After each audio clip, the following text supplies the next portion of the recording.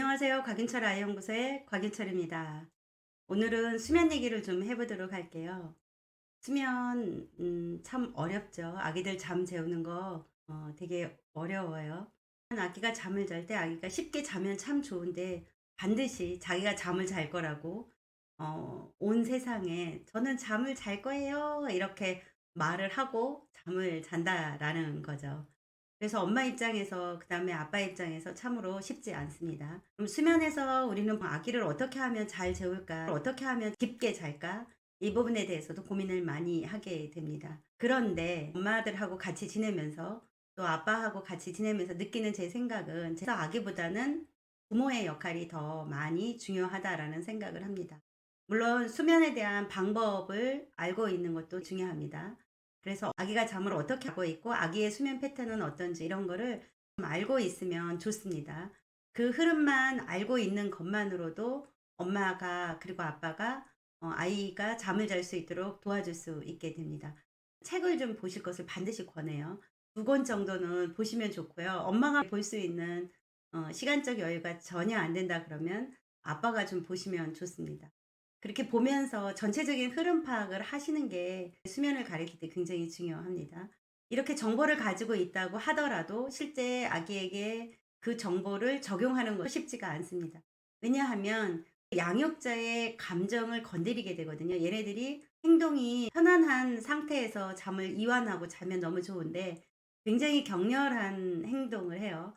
또 모로본사도 하면서 울고 손발을 덜덜 떨면서 울기도 합니다. 이런 행동을 하면 양육자 입장에서는 그 아이를 지켜본다라는 건 정말 쉽지가 않아요. 그래서 정보가 있음에도 불구하고 아이에게 잠을 가르쳐 주는 거는 또 굉장히 어려운 부분입니다.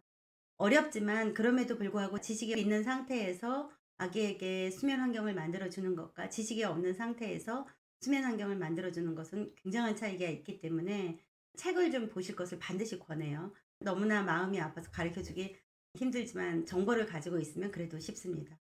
그다음에 중요한 것이 뭐냐면 양육자의 감정입니다. 정보도 알고 있고 실천할 의지도 가지고 있지만 심장이 떨려서 할 수 없는 경우도 되게 많습니다.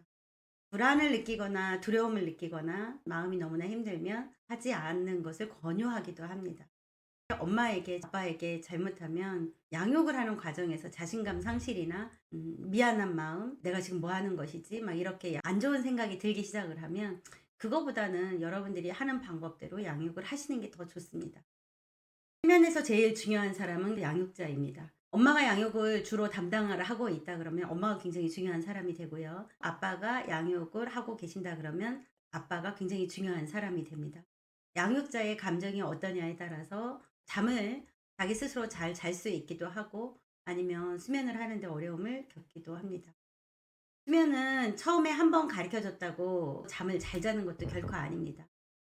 짚기 시작을 하고 앉기 시작을 하고 또 서기 시작하고 기기 시작하고 이러면 몸의 움직임이 굉장히 많은데 몸의 움직임이 굉장히 많아지면 또다시 잠드는 시간이 오래 걸리기도 합니다.